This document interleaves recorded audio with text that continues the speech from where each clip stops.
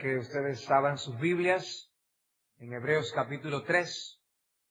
Vamos a leer de la gloriosa, maravillosa y viva palabra de Dios.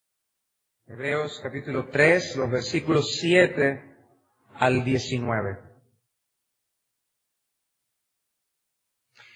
Por lo cual, como dice el Espíritu Santo, si oyereis hoy su voz, no endurezcáis vuestros corazones, como en la provocación, en el día de la tentación en el desierto, donde me tentaron vuestros padres, me probaron, y vieron mis obras 40 años. A causa de lo cual me disgusté contra esta generación, y dije, siempre andan vagando en su corazón, y no han conocido mis caminos. Por tanto, juré en mi ira, no entrarán en mi reposo. Mirad, hermanos, que no haya en ninguno de vosotros corazón malo de incredulidad para apartarse del Dios vivo. Antes exhortaos los unos a los otros cada día, entre tanto que se dice hoy, para que ninguno de vosotros se endurezca por el engaño del pecado. Porque somos hechos participantes de Cristo, con tal que retengamos firme hasta el fin nuestra confianza del principio. Entre tanto que se dice, si oyereis hoy su voz, no endurezcáis vuestros corazones como en la provocación. ¿Quiénes fueron los que habiendo oído le provocaron? ¿No fueron todos los que salieron de Egipto por mano de Moisés? ¿Y con quiénes estuvo él disgustado 40 años? ¿No fue con los que pecaron, cuyos cuerpos cayeron en el desierto? ¿Y a quiénes juró que no entrarían en su reposo, sino a aquellos que desobedecieron? Y vemos que no pudieron entrar a causa de incredulidad. No es para nadie extraño hablar de la importancia que todos tenemos de cuidar el corazón. La necesidad de cuidar el corazón. Fue John Flavel en una frase famosa que dijo que lo más difícil para un hombre es ganar el corazón para Dios. Pero luego de ganarlo, lo más difícil para un hombre es guardar el corazón con Dios y para Dios. El guardar el corazón es algo vital y eso está en consonancia con las palabras del Proverbios 4:23, sobre toda cosa guardada, guarda tu corazón, porque de él mana la vida. El guardar el corazón es vital. En el plano físico, todos conocemos la importancia que tiene el corazón para la salud. Continuamente escuchamos recomendaciones que tienen que ver con si hacemos o no ejercicios, si comemos o no comemos determinados alimentos. Cuidado con la sal, cuidado con el azúcar. El médico pregunta, ¿tiene usted algún antecedente en su familia de problemas cardíacos? Y a pesar de esto, las enfermedades cardiovasculares siguen siendo una de las más altas razones de muerte en el planeta. Hay gente que presta atención a las advertencias y hay quienes hacen caso omiso, pero los hechos están ahí. Y el problema con el corazón es que nosotros no lo vemos. Es algo que está interno y no vemos cuál es la condición real. Si no es a través de chequeos médicos, es difícil nosotros poder asegurarnos de algún mal que nosotros tengamos. Las paredes del corazón se pueden estar engrosando y tapando de una manera lenta y silente hasta que llegue a niveles peligrosos. Y algo así ocurre con la vida espiritual. La cardiopatía espiritual a la que hace referencia Hebreos 3 y Hebreos 4 es la dureza de corazón. La dureza de corazón. Y el libro de Hebreos, como ya hemos señalado, tiene un gran tema central. Jesucristo. Ese es el gran tema central de esta epístola. La supremacía y la superioridad de Jesucristo como el Hijo de Dios, como el gran mediador del nuevo pacto. Pero de ese gran tema central se desprenden otros subtemas, como lo es el caso, por ejemplo, de la apostasía.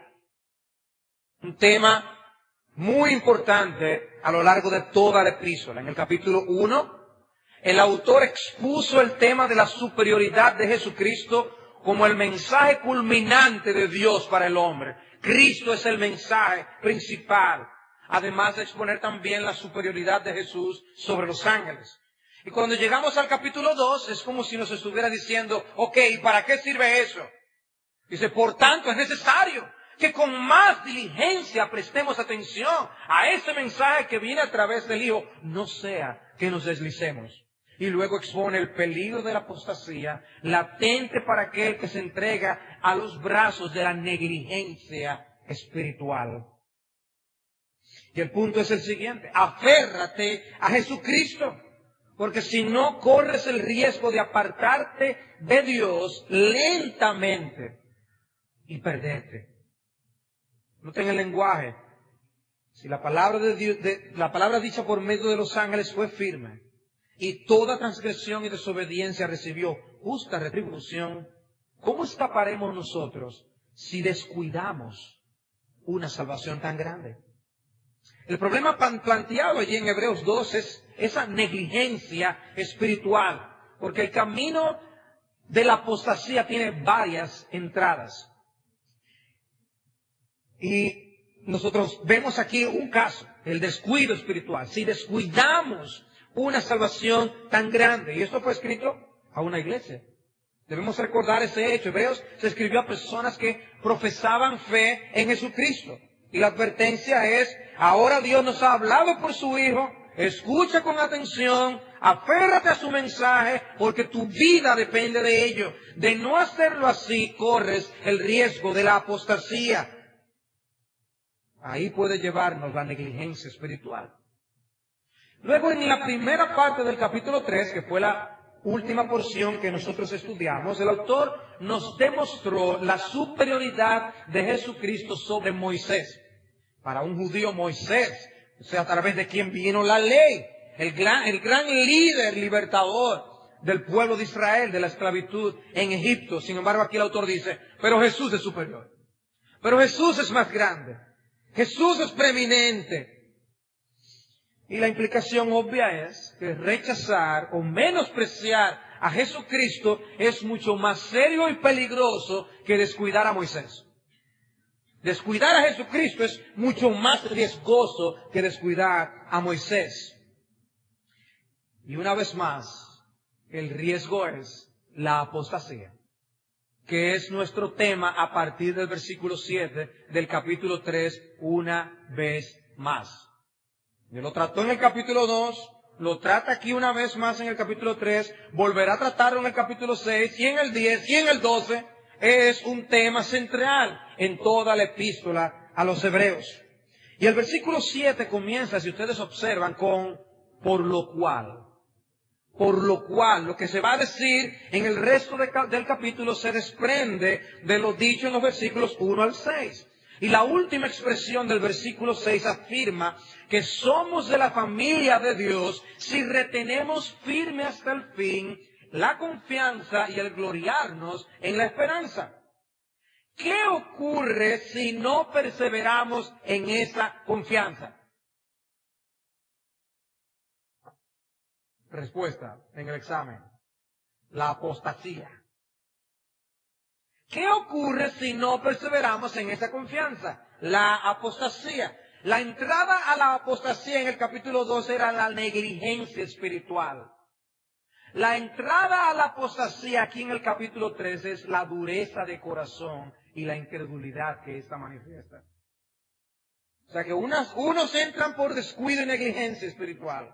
Otros entran por dureza de corazón e incredulidad. Observa conmigo algunos elementos de este texto que nosotros tenemos por delante. Este pasaje contiene en su primera parte una cita del Salmo 95.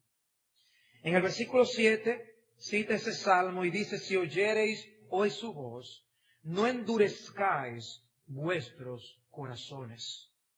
El problema es el endurecimiento del corazón. El endurecimiento del corazón. En el versículo 10 se hace referencia a un corazón que divaga. Y la idea es un corazón que se descarría, un corazón que se desvía. Está implicando la doctrina de la apostasía en esa descripción. Un corazón errante, un corazón que se aleja de Dios. Observen también la seriedad con que Dios ve todo el asunto planteado. Para mí, una de las palabras más terribles de toda la Escritura es cuando el Señor dice, por tanto, juré en mi ira, no entrarán en mi reposo. Dios ve este asunto de la dureza de corazón, como el autor la describe aquí, como está descrita en el Salmo 95, como un asunto tan y tan serio para Dios, que en ocasiones Dios jura por sí mismo, en su ira, que algunos no entrarán en su reposo. Es muy serio. Y la advertencia que se desprende de eso menciona una vez más el problema de la dureza del corazón. La advertencia la da en los versículos 12 y 13. Mirad, hermanos, que no haya en ninguno de vosotros corazón malo de incredulidad para apartarse del Dios vivo. Antes exhortaos los unos a los otros cada día, para que ninguno se endurezca por el engaño del pecado. ¿Ven el problema? He aquí una cardiopatía muy peligrosa. He aquí una condición de salud espiritual muy riesgosa. Conduce a la apostasía. ¿A qué entonces recurre el autor para tratar el caso de aquellos a quienes él escribe? ¿Qué hace él para tratar de hacerles entender la importancia de lo que él está haciendo, convencerles de eso que él está planteando? Él recurre al Antiguo Testamento. Recuerden que esos son hebreos, son judíos, son versados en el Antiguo Testamento, conocen el Antiguo Testamento, hacen caso al Antiguo Testamento. Algunos estaban siendo tentados a solamente aferrarse al Antiguo Testamento, pues él cita al Antiguo Testamento. Ok, vamos al Antiguo Testamento. Entonces, Salmo 95 es lo que él hace. Y aplica la Escritura a la condición espiritual en la que sus oyentes se encontraban. Y habla del caso del pueblo de Israel y lo que ocurrió con ellos luego de salir milagrosamente de la esclavitud de Egipto. No lo hace, sin embargo, citando el Pentateuco, sino el Salmo 95, que hace referencia a lo que ocurrió en el desierto. Y aprendemos, hermanos, que las historias bíblicas son dramáticamente honestas. Porque lo que nosotros vemos que el autor hace citando el Antiguo Testamento es diciendo, mira todo lo mal que me fue con el pueblo. Es para decir, mira hasta dónde llegó el pueblo.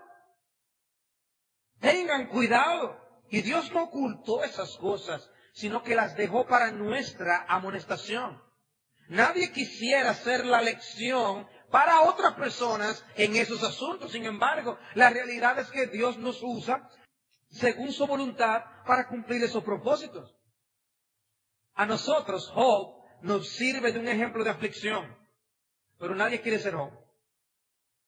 Nadie quiere que lo usen de lección, pero él sí a nosotros nos ha bendecido por la forma como Dios le usó en medio de toda esa problemática y lo que Dios reveló a través de esa historia.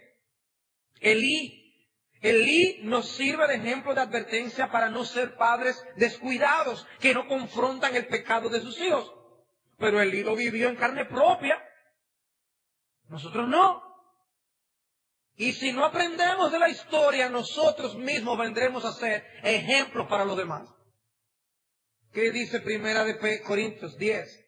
Y estas cosas les acontecieron como ejemplo y están escritas para amonestarnos a nosotros, a quienes han alcanzado los fines de los siglos. Así que el que piensa estar firme, mire que no caiga. Y es así que Hebreos 3 cita el Salmo 95. Vamos a ver el ejemplo. Vamos a ver lo que ocurrió con los israelitas. Prestemos atención a cómo Dios actuó con su pueblo infiel. Y es interesante la manera en que el autor introduce la cita. Como dice el Espíritu Santo. Y yo digo que es interesante por dos cosas. Por un lado, porque habla de que el contenido del Salmo 95 no son meras palabras de un autor humano, sino palabras de Dios mismo. Prestar atención al mensaje del Salmo 95 no es escuchar una buena sugerencia humana, es escuchar la voz del Espíritu Santo. Hermanos, a veces nosotros vamos a las Escrituras y de alguna manera como que pensamos que estamos hablando con uno igual que nosotros. Y no es así, es Dios. Es el Espíritu de Dios hablando a nuestros corazones. Y así como los lectores de Hebreos tenían sus problemas, y el autor los trata citando las Escrituras, nosotros en nuestros días tenemos nuestros problemas y nosotros lo vamos a solucionar, debemos solucionarlos aplicando las Escrituras a nuestras vidas.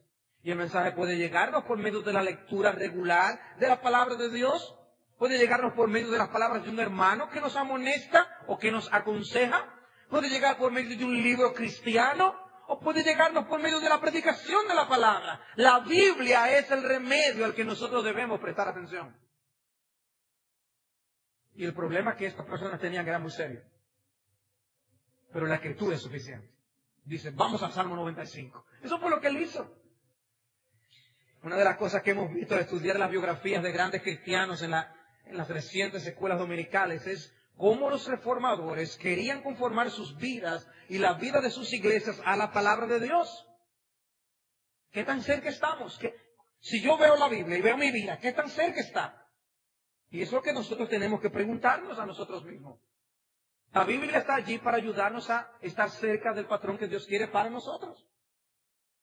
Para muchos cristianos creen que la causa de sus problemas espirituales son los demás. Es la iglesia, es la forma de la adoración de la iglesia, es la presencia de tal o cual hermano, es la esposa, es el esposo, son los hijos, es el jefe, es el gobierno.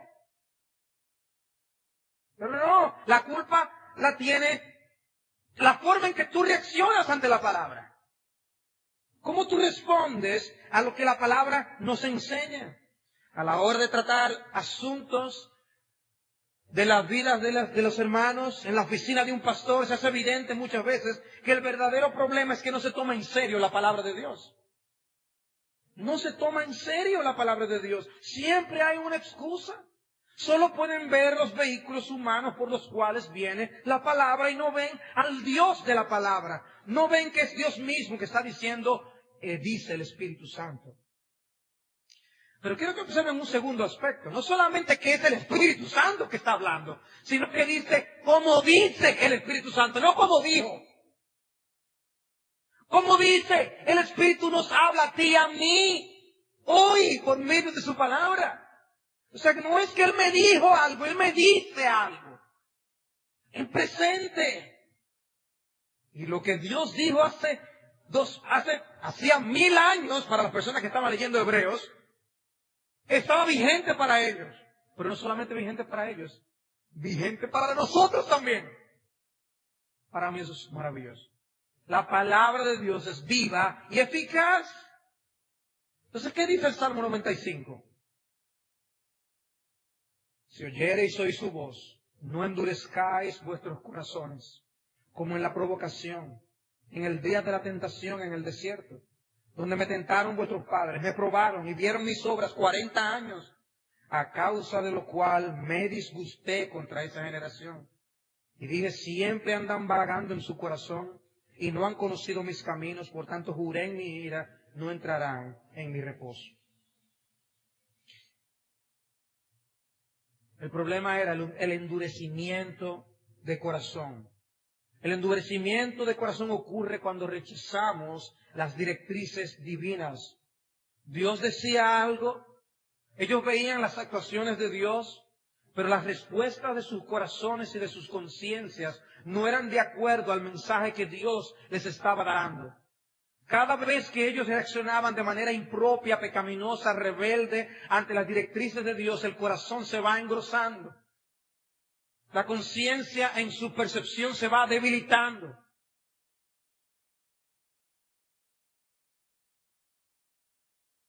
La Biblia lo llama en otras maneras una conciencia endurecida. El corazón, la conciencia endurecida. Haciendo caso omiso a la voz de Dios. Eso tiene efecto en el corazón. El hombre no fue hecho como un robot. Dios no quiere que nosotros sencillamente hagamos las cosas porque estamos programados para hacerlo. No, Dios nos hizo con voluntad. Como Dios nos hizo con voluntad, eso significa que nosotros tenemos un rango de acción, de libertad para toma de decisiones. Tomamos decisiones y somos responsables por esas decisiones que tomamos, conforme a nuestra naturaleza. El problema del hombre es que lee más en esa libertad. El problema del hombre es que cuando ve que Dios le ha dado la libertad de realmente hacer o no hacer algo, es porque Dios tiene que aceptar el que Él asuma la decisión de no hacerlo. Oh, yo tengo la libertad de no hacerlo. Como si a Dios no le importara, pero no es así. Y cada vez que escogemos en contra de la voluntad de Dios, o en menosprecio de la voluntad de Dios, algo interno ocurre. Y quizás pensamos que no tiene consecuencias, pero nuestras arterias espirituales empiezan a engrosar, el corazón se endurece. Y eso estaba pasando con los israelitas. Ellos vieron los portentos de Dios en el desierto y sin embargo empezaron a quejarse contra Dios, empezaron a desconfiar de la bondad de Dios y de su providencia. Y eso tuvo consecuencias en el corazón de ellos. Así como Faraón endureció su corazón y no quería dejar salir al pueblo, así mismo el corazón de ellos ahora estaban siendo endurecidos. Porque no estaban dispuestos a confiar en Dios. Había incredulidad en sus almas. Incredulidad con respecto a la palabra en los momentos en que ellos tienen que decidir de corazón hacer lo que Dios dice. Aún a veces cuando no entienden por qué Dios lo está pidiendo.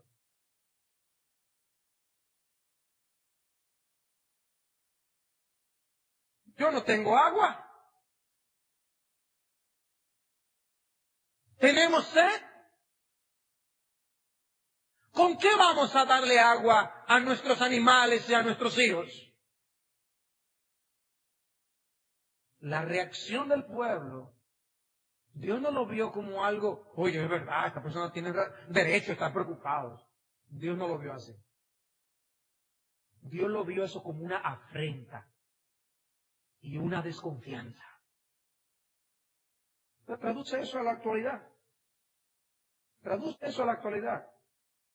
Cuando tú y yo nos vemos ante situaciones en donde no vemos la salida humana. Dios no tiene que tenernos la salida humana a la vista para que nosotros tengamos un corazón confiado y tranquilo. La bendición es, hermanos, que nosotros podemos dormir tranquilos en los brazos de nuestro Salvador. Aunque hayan cosas que no entendamos, que no andan como nosotros queremos, podemos dormir tranquilos. ¡Qué bendición! Porque lo otro implica desconfianza, incredulidad, que Dios lo ve como una afrenta. Dios les habló, ellos no hicieron caso. Dios les hizo sus obras, yo puedo hacer, señores, yo lo puedo librar. Yo lo saqué de Egipto, no lo pasé pasar por el Mar Rojo. No, pero ¿y ahora cómo lo vamos a hacer? Yo creo que es mejor devolverlo. Una y otra vez, una y otra vez. Y ahí está el Salmo 78, que es increíble en cuanto a eso, en la descripción de este asunto. ¿Y cómo Dios veía el asunto? Como una provocación, dice el versículo 8. Una provocación. Dios dice, oye, ¿me están provocando? Dios lo vio como provocación. Los que habían conocido, lo que ellos habían conocido de Dios, debía haber sido suficiente para convencerles de que era una locura no prestarle atención y no confiar en ese Dios. Dice, por 40 años vieron mis obras. Testigos de una liberación milagrosa con todas aquellas señales y las plagas, la apertura del Mar Rojo, la provisión milagrosa en el desierto, la forma en que la ropa se les preservó. Ustedes se imaginan, 40 años, los mismos jeans. ¿Se imaginan? La misma ropa, igualito, y los pantalones, y los zapatos, igualito. Entonces, no, yo nomás tengo 38 años con estos zapatos. Dios hizo eso. Y ellos lo estaban viviendo ahí, en carne viva, en carne propia. Pero entonces su corazón dudaba en incredulidad de que Dios los iba a descuidar. Oigan el contenido del Salmo 95. Recuerden, el autor de Hebreos está citando el Salmo 95. Oigan el contenido del Salmo 95. Oigan esto. Yo voy a citar la parte que no cita el autor. Dice el versículo 1, venid, aclamemos alegremente a Jehová, cantemos con júbilo a la roca de nuestra salvación, lleguemos ante su presencia con alabanza, aclamémosle con cánticos, porque Jehová es Dios grande y Rey grande sobre todos los dioses, porque en su mano están las profundidades de la tierra y las alturas de los montes son suyas. Suyo también el mar, Él lo hizo, y sus manos formaron la tierra seca. Venid, adoremos y postrémonos, arrodillémonos delante de Jehová, nuestro Hacedor, porque Él es nuestro Dios, nosotros el pueblo de su prado y ovejas de su mano. Si oyereis hoy su voz, etcétera, etcétera. Y ahí es que toma el autor las palabras que cita en nuestro pasaje. Él es Dios, nuestro creador, y como dice el Salmo 100, Él nos hizo y no nosotros a nosotros mismos. Y ahora voy a dudar de la bondad de Dios. Él es todo eso y ha hecho todo eso por mí. Ahora traduce esto en la historia de la redención al momento histórico en el que tú y yo nos encontramos. Nosotros que no solamente sabemos de lo que Dios hizo con este pueblo al sacarlo de la esclavitud de Egipto, nosotros hemos tenido nuestro propio éxodo. Y no abriendo un mar rojo, no. El Señor hizo un camino nuevo para llevarnos a tener comunión el hombre con Dios, un camino nuevo hacia el cielo. Y Cristo entró como un precursor hasta el tercer cielo mismo. ¿Y saben de quién está amarrado Cristo? De todos y cada uno de nosotros. Cristo no más va a tener que jalar la soga ya.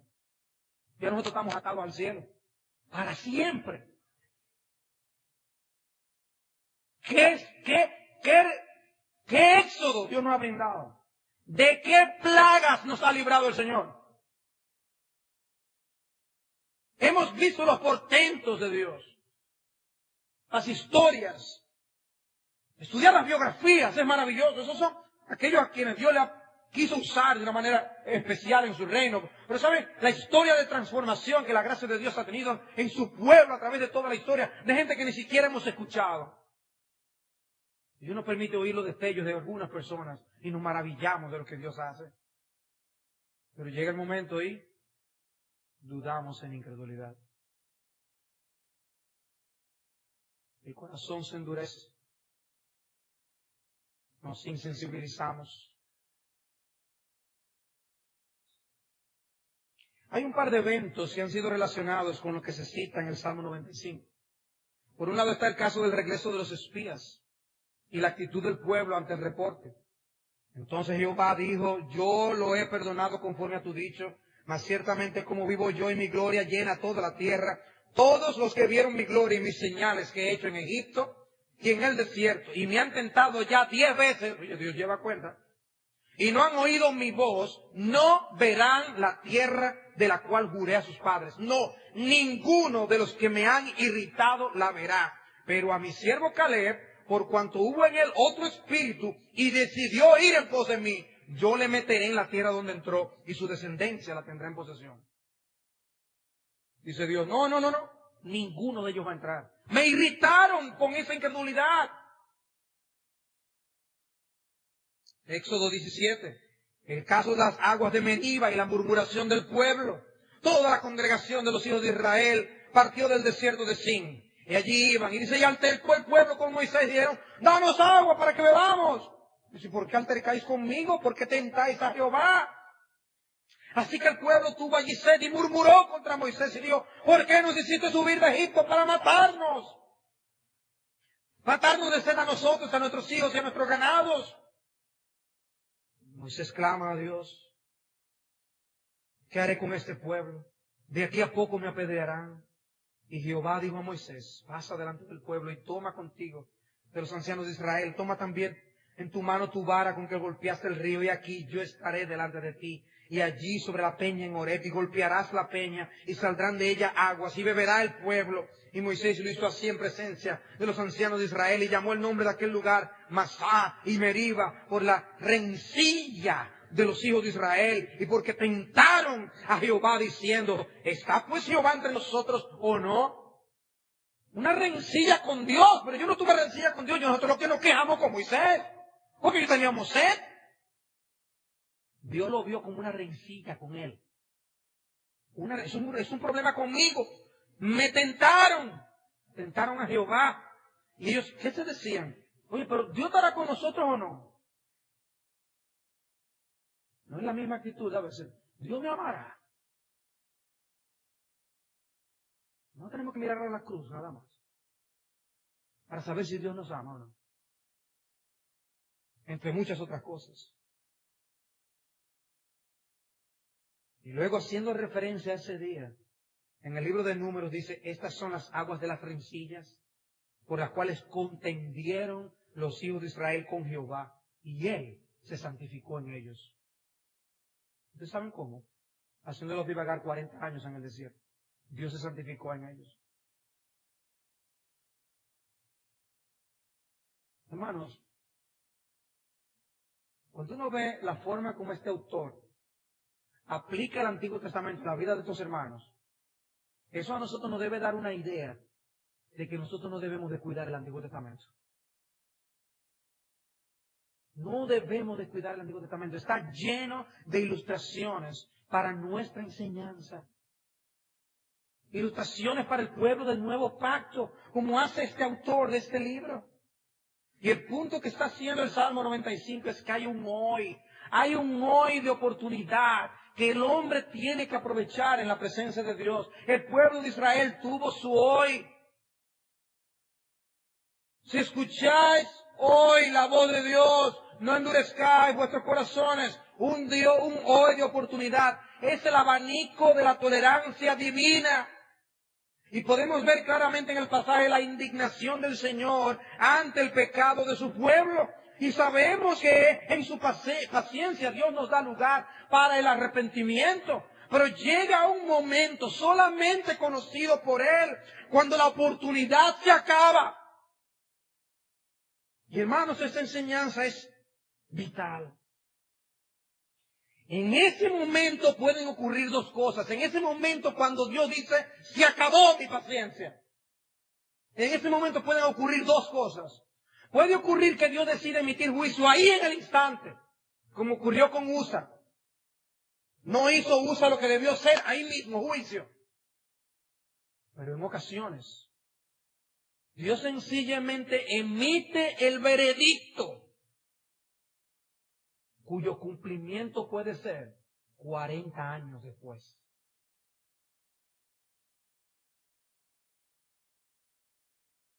Hermanos, yo no sé a ustedes el impacto que eso puede causar en vuestros corazones, pero mi corazón se llenó de temor. Dios juró que ninguno de ellos iba a entrar, pero no los mató. Dios no los mató. Dios los dejó 40 años divagando por el desierto. Los 40 años más desperdiciados que jamás podemos ver en las Sagradas Escrituras. Ya Dios había determinado que no iban a entrar. Y no entraron, dice el texto. Me recuerda tanto el caso de Saúl, que buscó la oportunidad para el arrepentimiento y ni con lágrimas la consiguió. Hebreos capítulo 12. Hay momentos cuando Dios dice, hasta aquí, ya no más. Se acabó.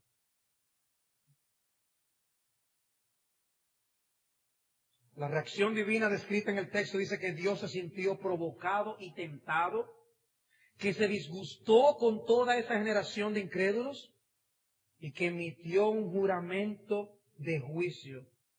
Un juramento para el que no había marcha atrás. Quedaron atrapados en la maldad de sus propios corazones. ¿Qué es lo contrario a un corazón endurecido? Un corazón tierno, un corazón que responde a la palabra, un corazón sensible. Pero el corazón de ellos no tenía sensibilidad a la voz de Dios. No era sensible a la voz de Dios. Ellos estaban dispuestos a contender con Dios, a provocar a Dios. Y quedan registrados como los que estuvieron dispuestos a contender con Dios. Dice un comentarista, su rebeldía se constituyó en un hábito establecido de mente que guió a Dios a pronunciar juicio. Hábito de mente. El final del capítulo 3 describe un poco más a estas personas, los versículos 16 al 19, y lo hace con preguntas. Dice, ¿quiénes fueron los que habiendo oído le provocaron? ¿No fueron todos los que salieron de Egipto por mano de Moisés? ¿Fueron ellos? ¿Fueron los que vivieron esos milagros? ¿Y con quiénes estuvo él disgustado 40 años? No los fulminó, pero estuvo disgustado con ellos 40 años, dice el texto. ¿No fue con los que pecaron, cuyos cuerpos cayeron en el desierto? ¿Y a quienes juró que no entrarían en su reposo? Sino a aquellos que desobedecieron.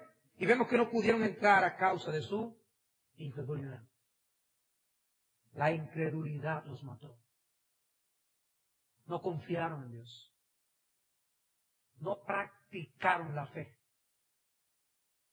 en un Dios que es digno de ser confiado. Por eso para mí, uno de los aspectos más tristes de esta historia es ver a todas esas personas desperdiciar sus vidas 40 años. Hermanos, y decimos todo esto porque nosotros no podemos asumir hasta dónde llegará la paciencia de Dios. Ni podemos impedir que Él vuelva a tomar una decisión de esta naturaleza y emita un veredicto. Por alguna razón el autor de los Hebreos está dando esta advertencia. Y está diciendo, ten cuidado.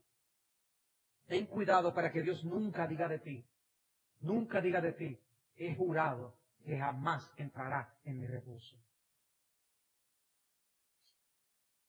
Pero el autor no solamente presenta el ejemplo de estas personas, el autor aplica el ejemplo a sus lectores. ¿Qué es lo que hacen los versículos 12 al 15? Dice, mirad hermanos, que no haya en ninguno de vosotros corazón malo de incredulidad para apartarse del Dios vivo.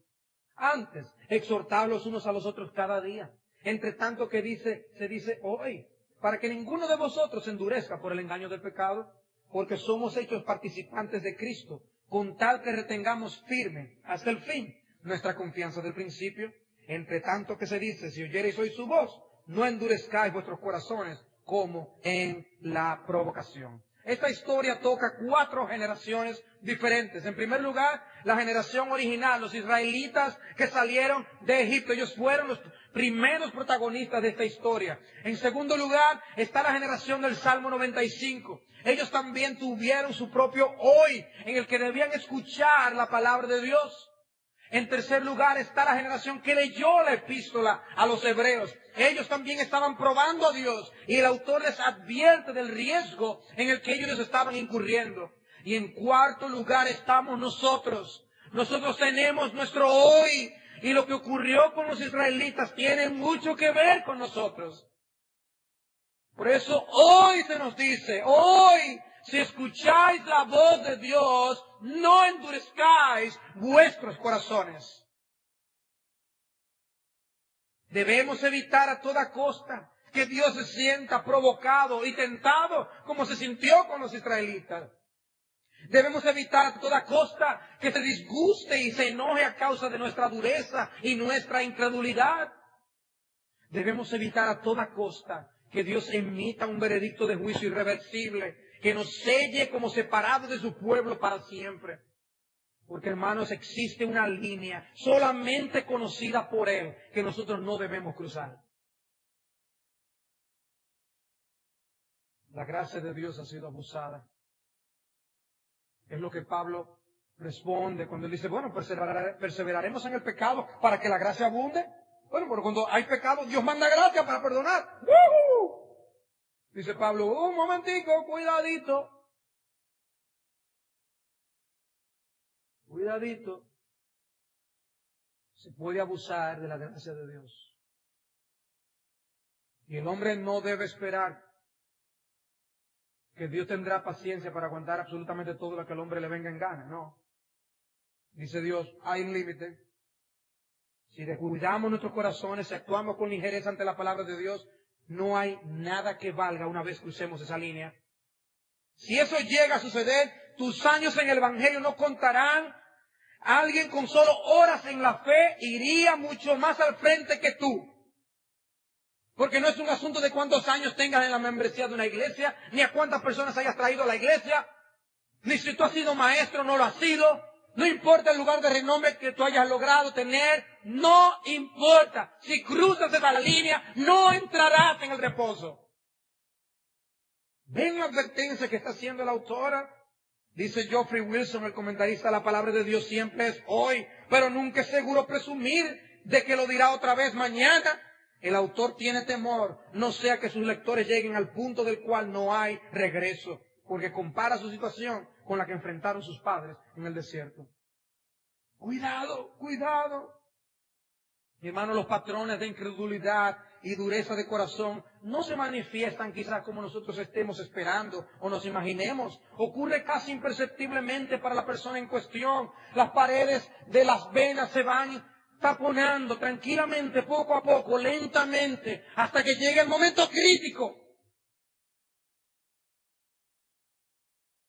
Mirad, hermanos, no sea que haya en ninguno de vosotros, corazón malo de incredulidad para apartarse del Dios vivo. Estemos conscientes de que el corazón puede enfermar y enfermarse silenciosamente. Cristo quiere la plenitud de tu corazón, no solamente la mitad. Debe aceptar todos los términos del contrato de salvación que Dios ha dejado en su palabra. Dios no te ha dejado la libertad de borrar algunos términos del contrato, no. Estemos conscientes de la capacidad engañosa del pecado, que puede llegarte a llevar a hacer cosas que tú ni siquiera te imaginabas, con un poder inimaginable, con astucia. Cuando alguien es engañado, solamente a veces le queda mirar arriba al cielo y decir, ¿y cómo me pasó a mí esto? Fui engañado, no supe ni cómo me lo hicieron. El pecado es así. Dice que debemos cuidarnos y enseñarnos, porque el poder del pecado es tan fuerte para engañar, que esta palabra de advertencia de otro es lo que nos ayuda. Estemos conscientes en ese sentido, hermanos, de que la vida cristiana no está supuesta a vivirse en aislamiento de los demás. No. Él luego va a volver a hacer referencia de esto en el capítulo 10, cuando dice que algunos se dejan de congregar. Dice, tengan cuidado, antes bien congréguense y exhórtense al amor y las buenas obras. Pero él aquí advierte, dice, hermanos, exhórtense los unos a los otros. Es necesario por causa de la dureza del corazón que viene por el engaño del pecado.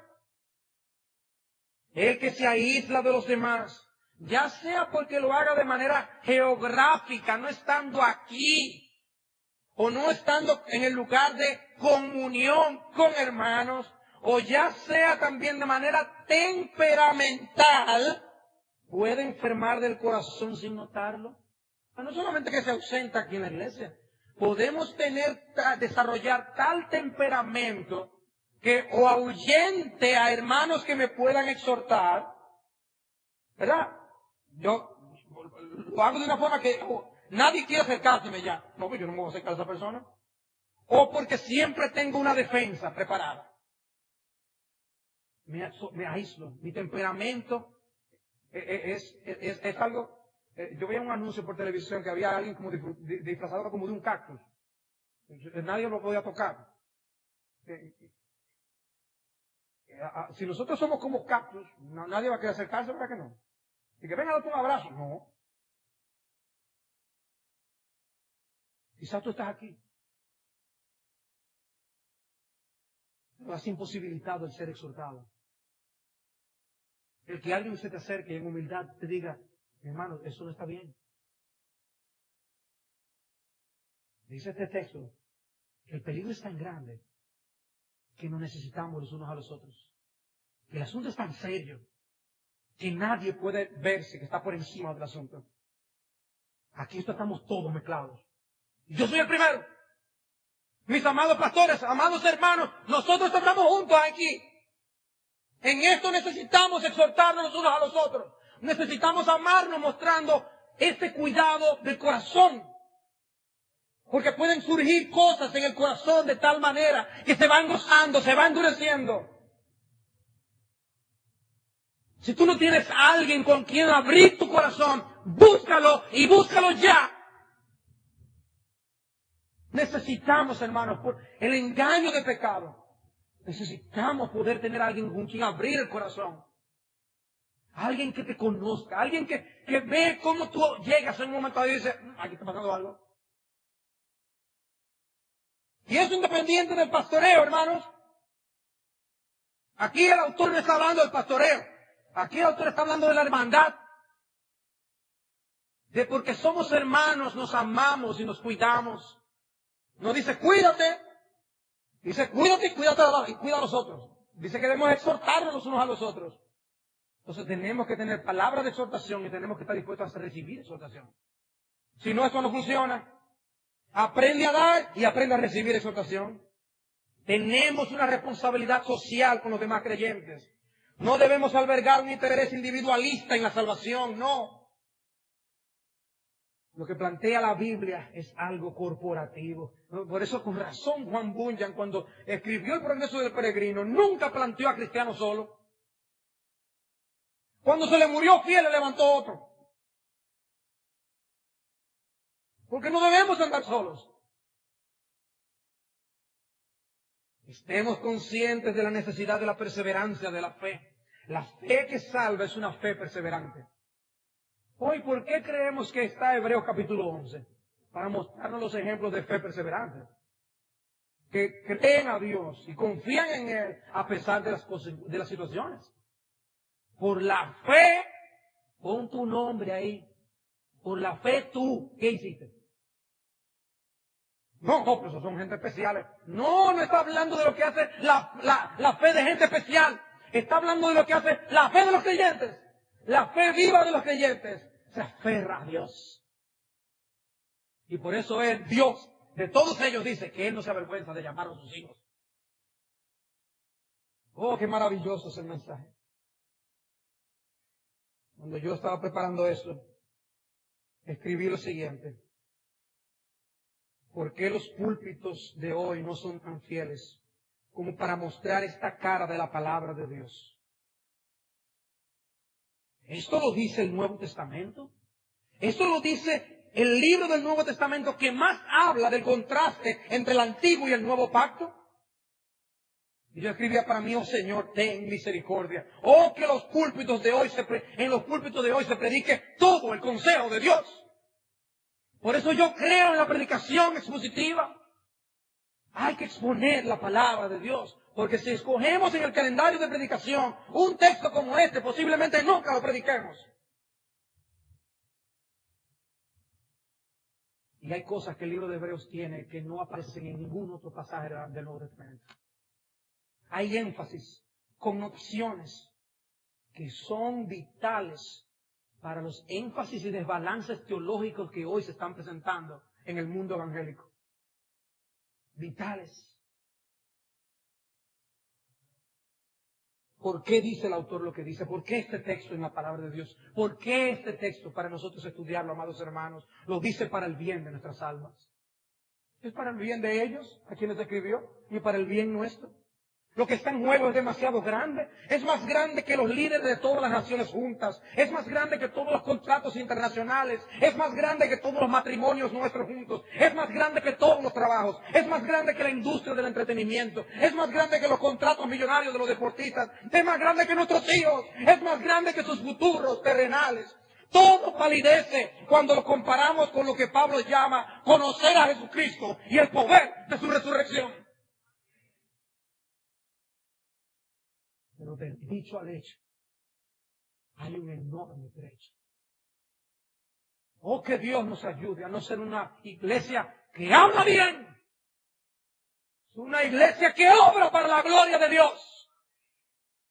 Y dice la Escritura, no dejen de congregarse, estimulémonos al amor y a las buenas obras. Y yo doy gloria a Dios por muchos hermanos y hermanas de nuestra congregación, que el verlos es un estímulo al buen obrar, hermanos. Gracias a Dios por ustedes.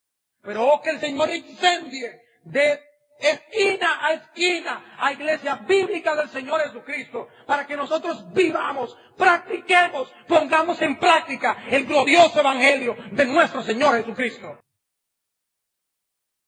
Dice un autor, es importante para nosotros poner a Jesús primero. Él es más importante que la diversión, que obtener un aumento, que hacer millones de dólares o que completar alguna otra meta personal. Nada se puede comparar con el gozo de tenerle a Él diciéndonos, bien, buen siervo y fiel. ¿Qué se puede comparar a eso? ¿Estás tú tierno a la palabra o te has endurecido? Mi amado hermano, mi amada hermana. ¿Qué Dios piensa de tu corazón? ¿Cómo tú estás ahora? Un buen comienzo no es garantía de un buen final. ¿Cómo tú estás ahora? Cuídate y cuidémonos los unos a los otros para que no se desarrolle un corazón apóstata.